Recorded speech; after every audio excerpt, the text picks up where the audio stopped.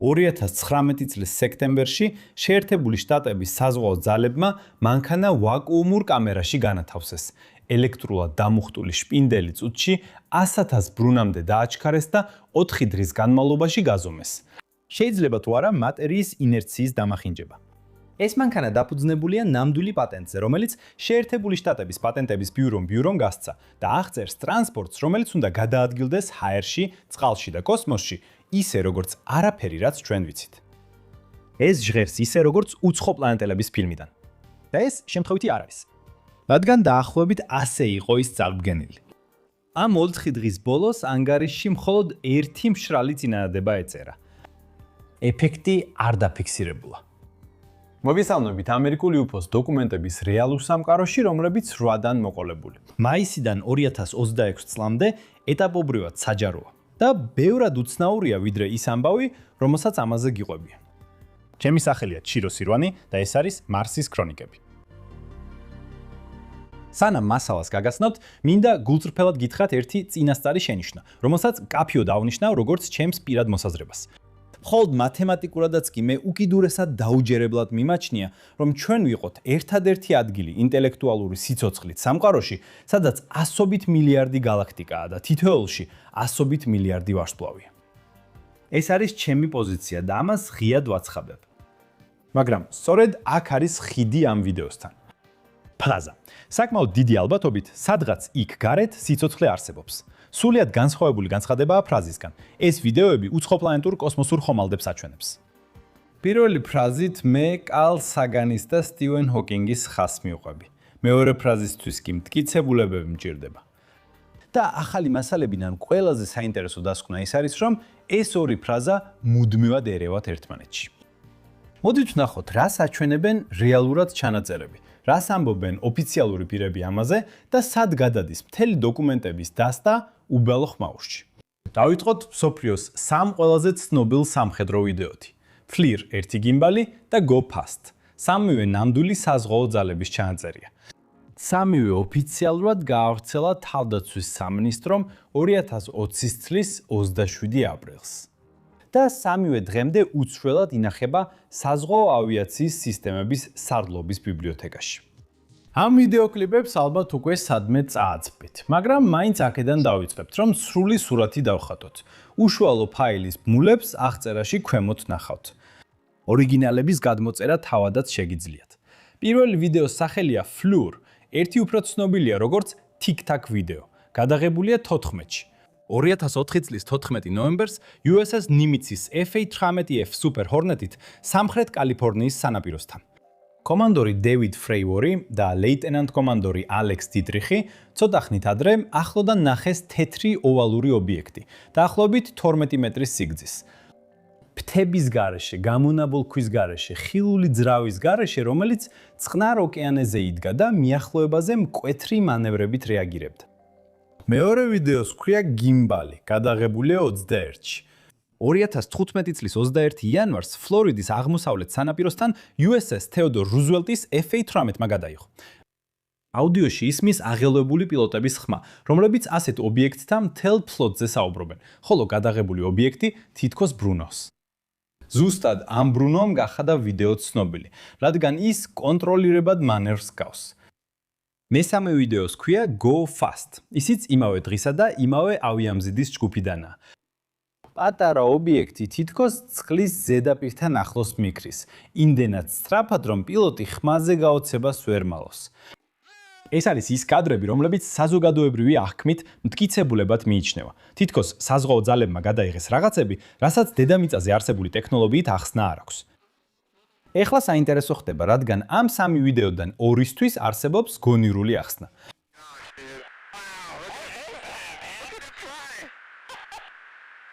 ვიდეოზე Go Fast-ის შესახებ ყველა დომემის ანომალიის ანომალიების გადაჭრის ოფისმა, მოკლედ AEROM, ოფიციალური ანალიზი გამოაქვეყნა, რომელმაც ეს თითქოს საოცარი სიჩქარე დეტალურად განმართა.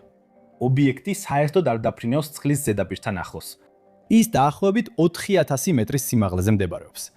შთაბეჭდილება, რომ ის ტალღებზე მიქრის, პარალაქსის გამო ჩნდება. ვიდეოს გადამღები თვითმფრინავი თვითონაც რამდენიმე ასეული კილომეტრის სიჩქარით მოძრაობს, ხოლო ქვემოთ მყოფი ობიექტი ბევრად ნაკლები სიჩქარით. თუ ნელი ობიექტი სწრაფად მოძრავი დამკვირვებლიდან შორეულ ფონზე გადაიღება, ის ისე ჩანს თითქოს ძალიან სწრაფად მოძრაობს. ეს იგივე გეომეტრია, როგორც მანქანაში, როცა ფრინველი შენს თავზე გადაფრინავს და ერთი წამით წარმოუდგენლად სწრაფად გეჩვენება.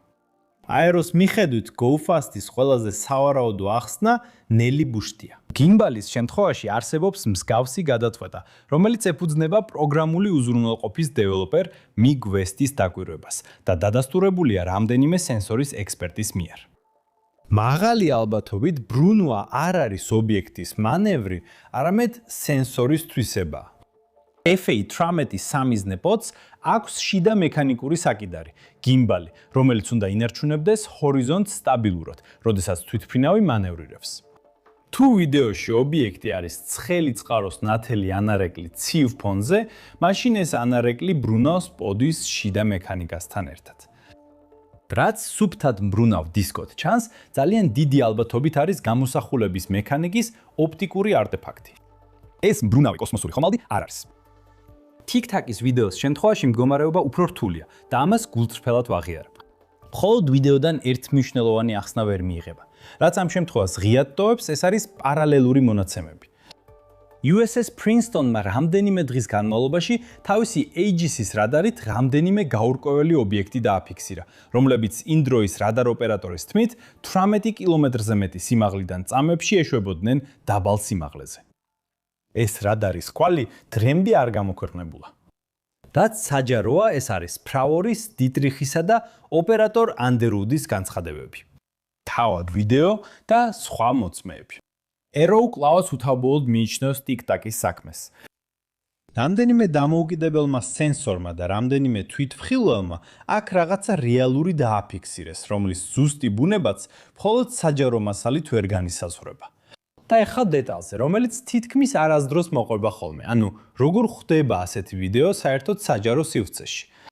ახალ ფაილებში არის სპეციალური გამოძიების საჰაერო ძალების ოფისის შიდა ელფოსტური მიმოწერა 2018 წლის მარტიდან, ანუ ბიუროკრატიული პროცესი, რომელიც მოგვიანებით ვიდეოს გასაჯაროებას მოჰყვა. ამ მიმოწერაში საზღვაო ძალების გამოსახულების ექსპერტები ამოწმებენ კოკპიტის ვიდეოებს და როგორც FLIR 1-ის, ასევე GoFast-ს მათი შეფასებით არაკლასიფიცირებლად მიიჩნევენ. არანაირი საიდუმლო პროექტი, არანაირი დაფარვის დრამა, უბრალოდ რამდენიმე მოხელე, რომლებიც ელფოსტით აფიქსირებენ, რომ ამ ელექტროოპტიკურ და ინფრაწითელ ჩანაწერებში არაფერია საიდუმლო. ეს არის დიდი უფოს ისტორიის არაფრით გამორჩეული შიდა მექანიზმი. მოკლედ ამოისუნთქეთ, რადგან მალე ყველაფერი ძალიან ტექნიკური გახდება, მაგრამ მანამდე უნდა გადაუხადოთ მადლობა ჩვენს არხის პარტნიორ პრუსას. და აქ არის ერთი გულწრფელი პატარა პოინტა. სანამ აქ საუბრობთ ბუნდოვან თბურ გამოსახულებებზე ობიექტების შესახებ, რომლებსაც ვერავინ შეეხება, მე ჩემს სამუშაო მაგიდაზე ვაწყობ ძალიან კონკრეტულ ნივთებს, რომლებსაც ნამდვილად შემიძლია შევეხო. მოდელები სტრიმებისთვის და სტუდიისთვის. საორგანიზაციო სისტემები, სათამაშოები ჩემი შვილისთვის, დეკორაციები და საყოფაცხოვრებო ნივთები ჩემი ცოლისთვის და ტექნიკის ხელნაკეთობები არხისთვის. ჩემი ახალი სამუშაო ცხენი არის Core 1L. ორჯერ მეტი ასაშენებელი მოცულობა სტანდარტულ Core 1-თან შედარებით, მხოლოდ დაახლოებით 10%-ით მეტი ადგილის დაკავებით. დახურული გათბობადი კამერა. ქარხნულად დაკალიბრებულია.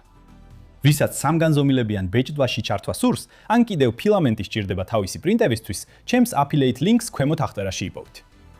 ციფრული გეგმა რეალურ აპარატურად იქცევა. ეს დაახლოებით ზუსტად საპირისპიროა იმასთან, რაზეც დღეს ვილაპარაკებთ. მადლობ რუშა, და ახლა დავბრუნდეთ დოკუმენტებზე.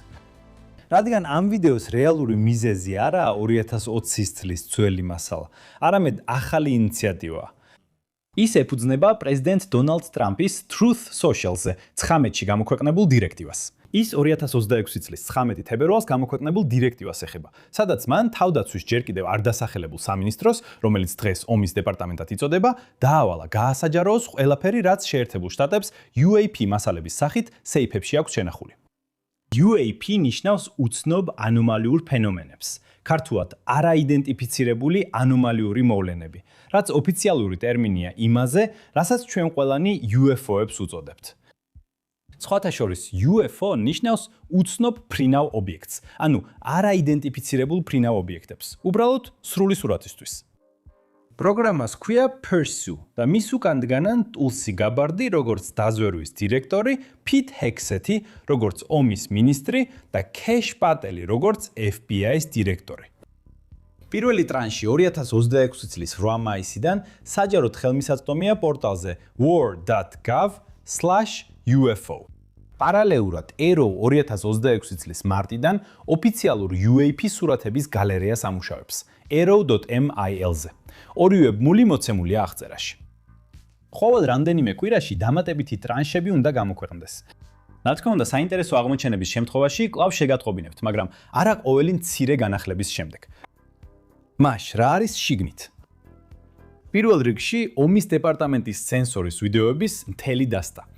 თითქმის ყველა ძლიერად დაფარულია შავი ზოლებით, ზუსტად იმ ადგილებზე, რომლებიც ყველაზე მეტად გსურს ნახოთ. გამაღიზიანებელია.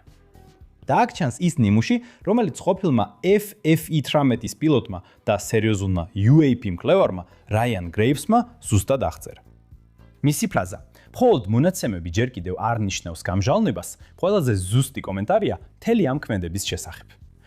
რადგან ის, რასაც ჩვენ ვიღებთ, არის თერმული გამოსახულებები, დაუდასტურებელი წყაროთი სენსორის კონტექსტის გარეშე, მეტამონაცემების გარეშე. გრძელი 10 წუთზე მეტი ხანგრძლივობის კლიპი აჩვენებს ნათელ ორბს კონცენტრიკული რგოლით გარშემო. ეს რგოლი არ არის კოსმოსური ხომალდის ნაწილი, არამედ ზუსტად ისაა, რასაც ბუნდოვანი ნათელი წერტილოვანი წყარო აჩვენებს ინფრაწითელ გამოსახულებაში. კლასიკური დეფოკუსის ეფექტი. ამავე ეფექტს ყველა იცნობს ქუჩის ნათურების დაბინდულ ღამის ფოტოებზე. სხვა კლიპში ქვედა ნაწილში ჩნდება სატვირთო გემი. დაკურებული ობიექტი თბური დონატის სახით ლიულიოებს წყლის ზემოთ. და სწორედ ეს დონატი კიდევ ერთი თვისებაა არამკვეთრი ოპტიკის. ფიზიკური ხვრელი არ არის ობიექტის შუაში. სხვა ჩანაწერებში ჩანს გაფანტულ ნათელ თბურ ბლუმს, რომელიც სენსორს აჭარბებს, ან რამდენიმე რგოლისებურ წერტილს ლანდშაფტზე. უფრო საინტერესოა ვიდრე ეს ახსნა. ან რამდენიმე რგოლისებური წერტილი ლანდშაფტზე. უფრო საინტერესოა ვიდრე ეს თბური გამოსახულებები დოკუმენტი, რომელიც დაზვერვის დირექტორის ოფისიდანაა. ამ დოკუმენტში მაღალი რანგის ამერიკელი დაზვერვის ოფიცერი აღწერს საკუთარ შეხვედრას 2025 წლის ბოლოს. ვერტფრემის მისიის დროს საცდელ პოლიგონზე მიცის ჯგუფმა თბურ გამოსახულებაზე ობიექტი შენიშნა, რომელიც ძალიან ცხელად აღწერა. დაბლა, მიწასთან ახლოს. სწრაფად.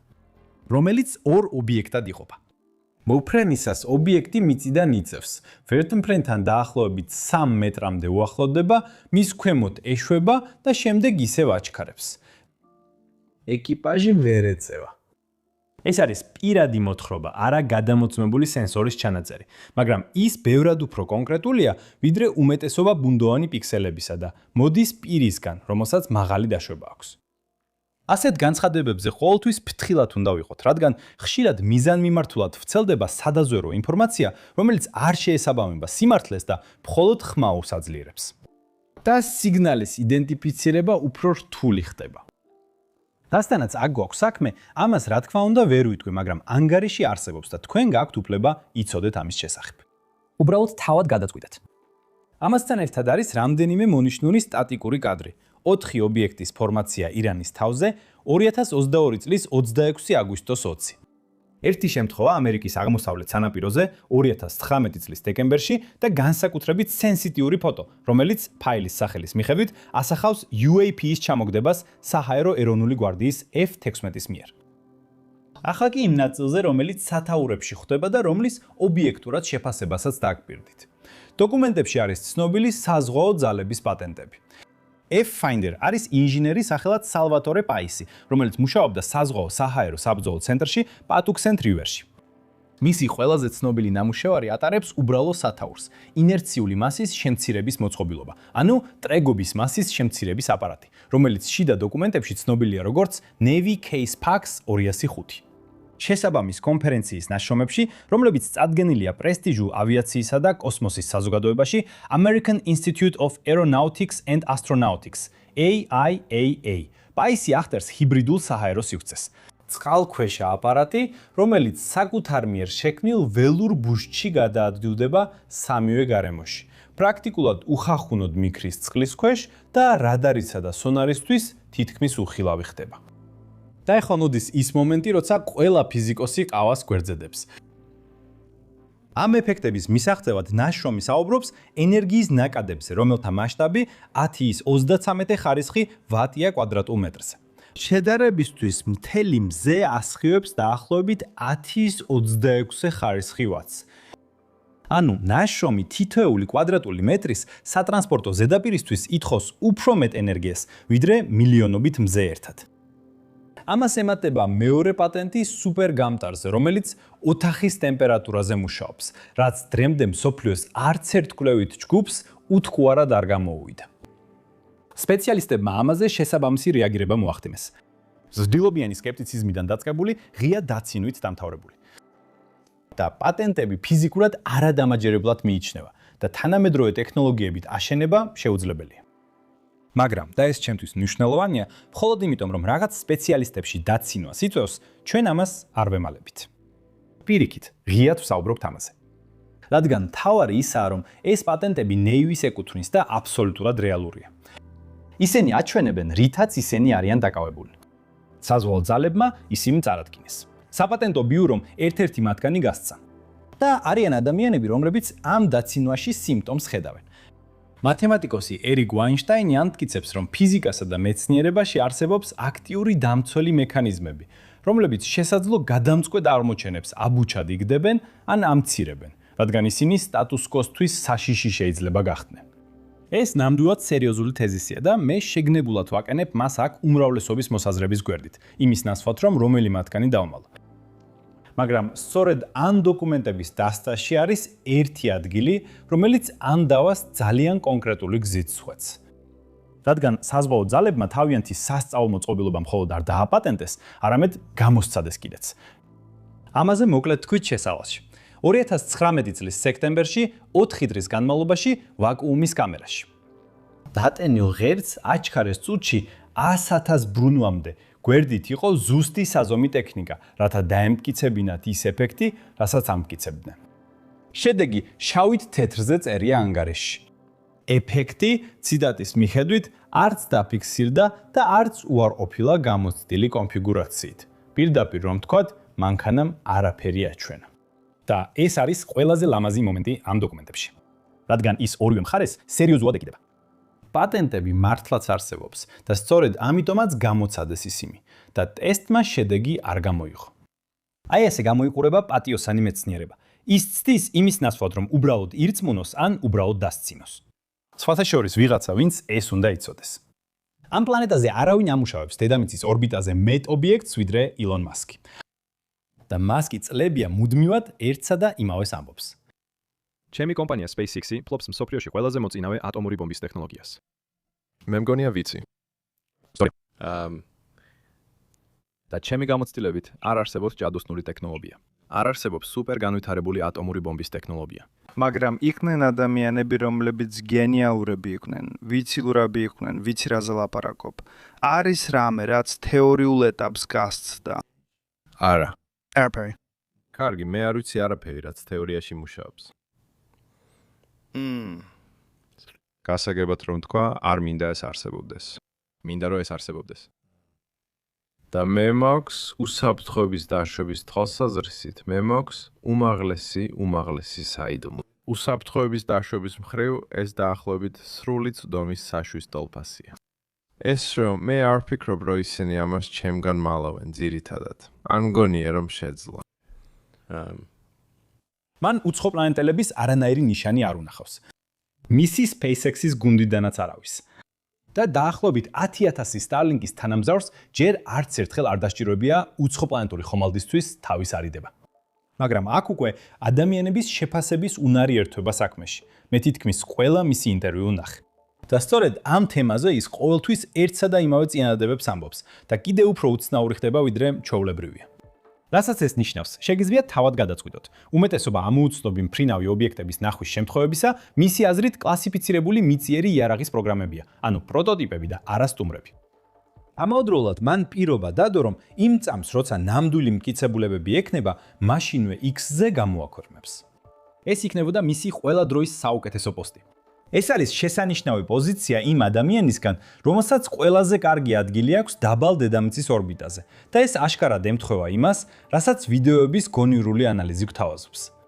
ეს მიანიშნებს იმაზე, რომ პენტაგონში არსებობს ძალიან საიდუმლო განყოფილებები, რომლებიც ტექნოლოგიებზე მუშაობენ, რაზეც თვითონ პენტაგონის დანარჩენ ნაწილსაც კი არ აქვს ინფორმაცია.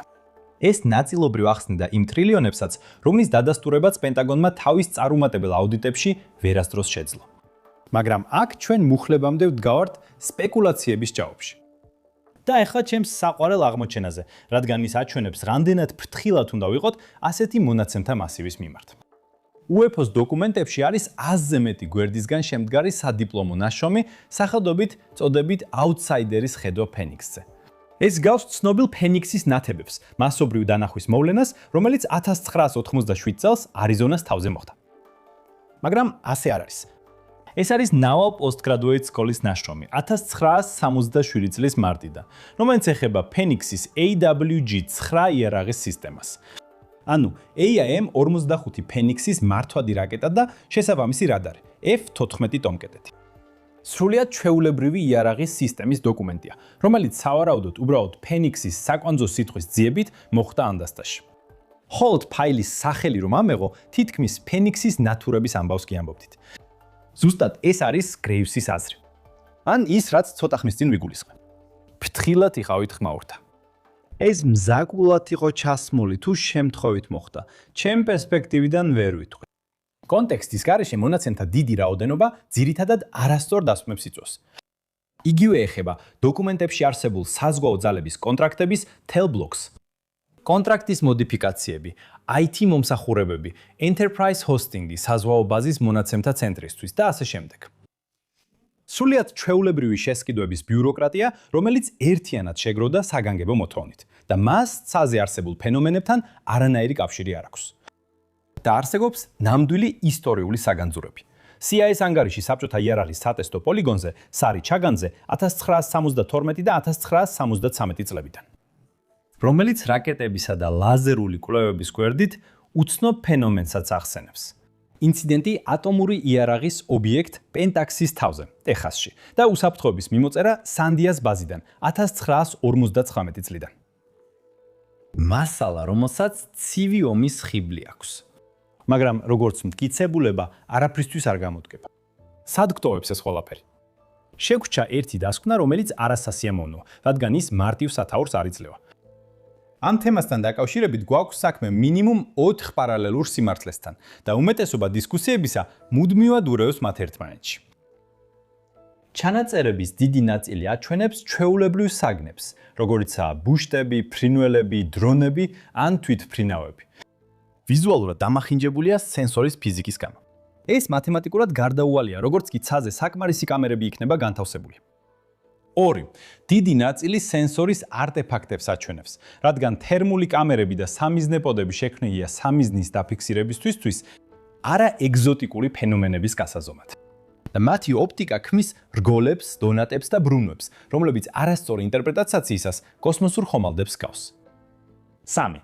მცირე, მაგრამ ჯიუტი დარჩენილი ნაწილი ნამდვილად აუხსნელია, რადგან პარალელური სენსორის კვალი არ ჩანს. და ტიკ-ტაკი ამ შემთხვევათა შორის ყველაზე გამორჩეულია. 4. ზოგიერთი მტკიცება, მაგალითად, ყოფილი დაზვერვის თანამშრომლის დევიდ გრუშის, რომელმაც 2023 წელს კონგრესში ფიცის ქვეშ ისაუბრა აღმოჩენილ არაადამიანურ ტექნოლოგიაზე, არომ ოფიციალურად ამ ეტაპზე დაუდასტურებლად უარყო. ეს აუცილებლად არ ნიშნავს, რომ ისინი მცდარია. ეს ნიშნავს, რომ ისინი დამტკიცებულად გადამოწმებული არ არის. ვინც გრუშს უჯერებს. ვინც მტკიცებულებების ნახვა უნდა, მას ისინი არ აქვს. და ამით დაბრუნდები ჩემს პირად პოზიციაზე, რომელიც თავიდანვე გამოვაცხადე როგორც ჩემი აზრი. სამყარო იმდენად დიდია, რომ ინტელექტუალური სიცოცხლე სხვაგან იმის მიხედვით, რაც ვიცით ვარსკვლავების რაოდენობაზე, პლანეტების რაოდენობასა და ქიმიაზე, სრულიად დასაჯერებელია. ვინც დრეიკის განტოლებას გულწრფელად გამოთვლის, მივა რიცხვებამდე, რომლებიც არაფერს ამტკიცებს, მაგრამ ნებისმიერ გონივრულ ასტრობიოლოგს დააჭვებს, რომ ჩვენ მარტო არ ვართ. ეს სერიოზული სტატისტიკური განცხადება. მაგრამ ის სრულიად დამოუკიდებელია იმ კითხვიდან, აჩვენებს თუ არა ფლორიდის სანაპიროსთან წვრთნისას გადაღებული მორყეული ინფრაწითელი ვიდეო უცხოპლანეტელთა კოსმოსურ ხომალდთან. ორივე განცხადება შეიძლება იყოს სიმართლე. ორივე შეიძლება იყოს მცდარი. ისინი ერთი და იგივე არ არის. და სწორედ ეს დისციპლინაა, რასაც ეს ფაილები ჩვენგან ითხოვენ. ამიტომ ჩემი რეკომენდაცია მარტივია. თავად დაათვალიერეთ დოკუმენტები. გულები აღწერაშია მოცემული. ომის დეპარტამენტის ორიგინალი პორტალი, ეროის გალერეა და საზღვაო ძალების ცეცხლის ბიბლიოთეკა ყველაფერი ქვემოთაა მითითებული, როგორც უკვე ვთქვი. შეადარეთ ეროის გაფართოებები ორიგინალ ვიდეოებს. მოусმინეთ პილოტების განცხადებებს და დაიმახსოვრეთ ეს 3 კითხვა, რომლებიც ყველაფერს განასხვავებს. რას აჩვენებს ჩანაწერი ზუსტად? რას აჩვენებს ის სარწმუნოდ? და რა მიგვაჩნია უბრალოდ ალბათობის თვალსაზრისით, ისედაც სავარაუდოდ ჩვენ სამყაროში. ვინც ამას აკეთებს, შეუძლია სკეპტიკოსების მხარეს დარჩეს და მაინც გახსნილი იყოს იმისთვის, რომ ჩვენ მარტო არ ვართ. ზუსტად იქ ვდგავარ მეც და ეხლა ჩემი აუნაზღაურებელი ფილმის რეკომენდაციები, რომლებიც ჩემი აზრით ბევრ ინფორმაციას იძლევა ამ საკითხზე, მაგრამ სულაც არ არის სამეცნიერო და ამიტომ აქ არ ჯდება. პირველი საკმაოდ საკამათოა. Es vor die Boblasar Story. მეორეა გამჟღავნების ეპოქა. და ბოლოს გივსჩერთ ჯო როგანის ეპიზოდს 2503 მათემატიკოს ერიკ ვაინშტაინთან. ისე ამოვნეთ. ჩემი სახელია ჩირო სიროანი და ეს იყო მარსის ქრონიკები. გვადლობ ჩართვისთვის. Per aspera ad astra.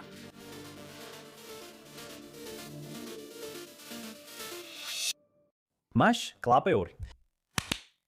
ის Truth Social-ის დირექტივაზე გადადის. ის Truth-ზე გადადის. Truthi. სოციალური. Truthi.